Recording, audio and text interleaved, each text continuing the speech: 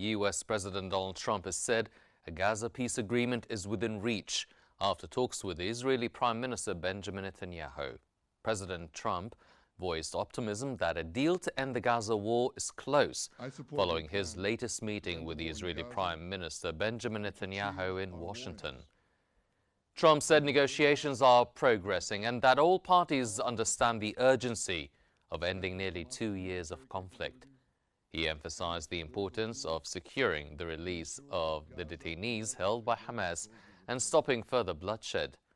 Netanyahu expressed support for efforts to achieve a breakthrough, but warned that any agreement must guarantee Israel's long-term security. But if accepted by Hamas, this proposal calls for the release of all remaining hostages immediately. The White House has unveiled a comprehensive 20-point framework to end the Gaza war and shape the territory's future. Following the Washington talks, the White House revealed the details of a new 20-point proposal outlining Gaza's post-war roadmap. It envisions Hamas disarming, the formation of a technocratic Palestinian administration under international supervision, and a staged Israeli withdrawal linked to security milestones. The plan also proposes a Board of Peace chaired by President Trump to oversee reconstruction and governance, while explicitly ruling out any Israeli annexation of Gaza. Netanyahu described the plan as a significant step forward, while Hamas has yet to respond. Netanyahu vows Israel will finish the job if Hamas rejects U.S.-backed Gaza peace plan. The Israeli Prime Minister Benjamin Netanyahu has warned that Israel will press ahead with its military campaign to destroy Hamas if the Palestinian group rejects the U.S.-backed plan to end the war in Gaza. Speaking after talks with President Donald Trump, Netanyahu said the proposal aligns with Israel's core objectives. But if Hamas refuses or undermines the deal, Israel will act alone to achieve its goals. Then Israel will finish the job by itself. For his part, Trump has pledged full U.S. backing for Israel if Hamas rejects Gaza's peace plan. U.S. President Donald Trump has said Israel would have Washington's full support to destroy Hamas if the group rejected the peace proposal. He warned that rejecting the deal would leave Israel free to act with U.S. backing. More than 72 hours. So the hostages are coming back. Nevertheless, Israeli Prime Minister Benjamin Netanyahu has said the Israeli army will remain in most of Gaza even after backing U.S. President Donald Trump's new peace plan. Israeli Prime Minister Benjamin Netanyahu has said that Israeli forces will stay deployed across most of the Gaza Strip even after he endorsed U.S. President Donald Trump's proposed plan to end the war. In a video posted overnight on his Telegram channel, Netanyahu said the army's continued presence was necessary to ensure Israel's security.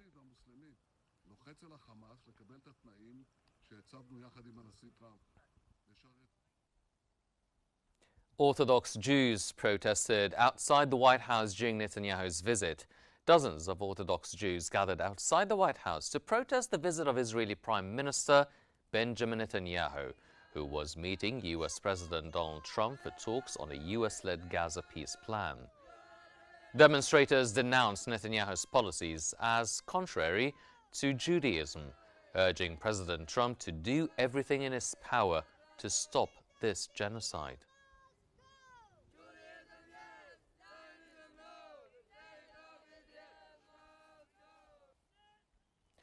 Israelis welcomed President Donald Trump's Gaza peace plan, calling it a deal the country can live with.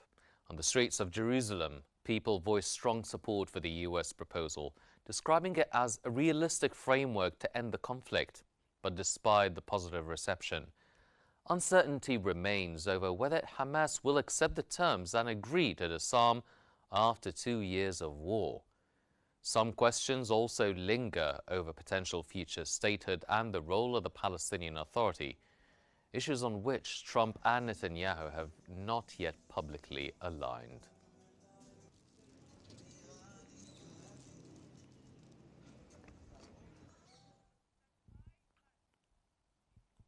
On the other hand, displaced Palestinians in central Gaza voiced anger and rejection of President Donald Trump's Gaza plan, accusing Washington and Israel of seeking to erase their cause.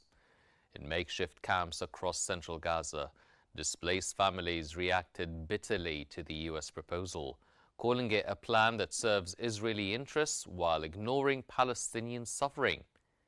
Many said it would strip them of their rights, end their national cause, and pave the way for foreign control over Gaza's resources. Others questioned who would protect them from Israeli attacks and accused Trump of planning to turn Gaza into a commercial project once detainees are released. Anger and distrust ran deep among the displaced, who said the plan fails to address their reality or guarantee their future.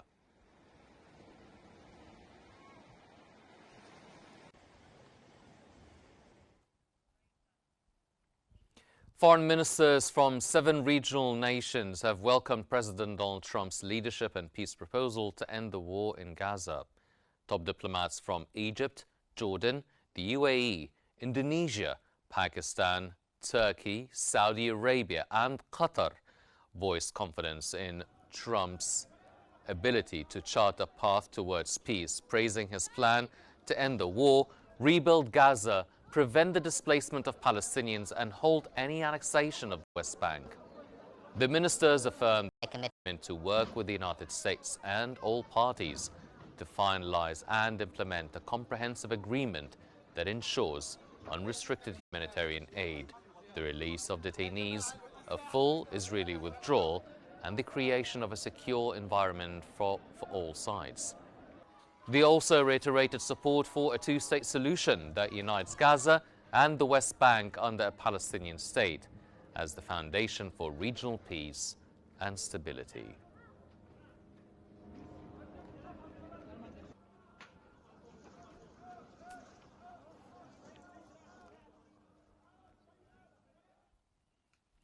European Commission President Ursula von der Leyen welcomed U.S. President Donald Trump's peace proposal to end the war in Gaza, urging all parties to seize the opportunity. Von der Leyen voiced strong support for Trump's newly unveiled plan, aimed at halting the nearly 2-year-long Gaza war. In a post on X, she praised the U.S. president's commitment to ending the conflict and called on all sides to seize this opportunity for peace. The European Union, she added, stands ready to contribute to efforts to end the fighting and advance a lasting settlement.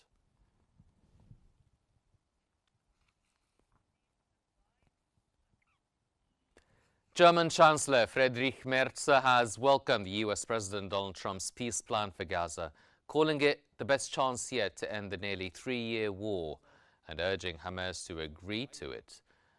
German Chancellor Friedrich Merz said President Trump's proposed peace plan for Gaza offers the best opportunity so far to end the war. Speaking in Berlin, Merz stressed that Israel's endorsement of the plan is a major step forward and called on Hamas to accept it to clear the way for peace. He added that Germany is in close contact with the United States, Israel, Arab nations and European partners, and stands ready to contribute politically, humanitarianly, and in reconstruction efforts once a deal is reached. Wir halten in diesen entscheidenden Tagen engen Kontakt zu den USA, zu Israel, zu den arabischen Staaten. China also says it welcomes these and supports all efforts aimed at easing tensions in Gaza following U.S. President Donald Trump's new peace proposal. China has voiced support for U.S. President Donald Trump's new plan to end the war in Gaza, saying it backs all initiatives that could help de-escalate the conflict. Foreign Ministry spokesman Zhuo Jiakun told a regular press briefing in Beijing that China welcomes and supports all efforts conducive to easing tensions between Palestine and Israel.